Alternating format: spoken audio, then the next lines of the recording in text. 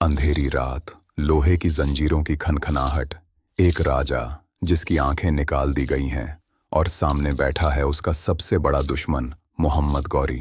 वह हंस रहा है। उसे लगता है खेल खत्म हो चुका है, लेकिन क्या सच में एक अंधा राजा हार चुका था या इतिहास का सबसे खतरनाक वार अभी बाकी था?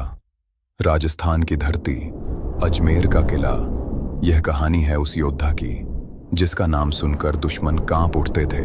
पृथ्वीराज चौहान बचपन से ही असाधारण, तीरंदाजी में इतना निपुण कि आवाज सुनकर निशाना साध लेते थे।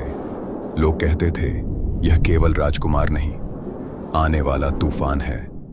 कन्नौज की राजकुमारी, संयोगिता स्वयंवर का दिन। राजा जयचंद ने पृथ्वीराज को अपमानित करने के लिए उसकी मूर्ति रखवाई, लेकिन संयोगिता ने उसी मूर्ति को वरमाला पहना दी और तभी घोड़े पर सवार पृथ्वीराज आए, उसे अपने साथ ले गए। यह प्रेम था, लेकिन इसी प्रेम ने जन्म दिया एक नए दुश्मन को।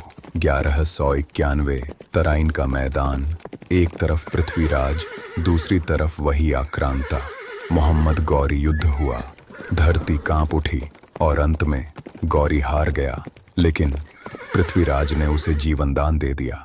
क्या वही दया उनकी सबसे बड़ी भूल साबित होने वाली थी? 1192 वही मैदान, लेकिन इस बार दुश्मन तैयार था।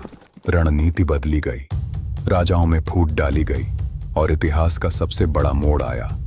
पृथ्वीराज हार गए, उन्हें कैद कर लिया गया, आंखें निकाल दी गईं, सब कुछ खत्म हो गया या शायद नहीं।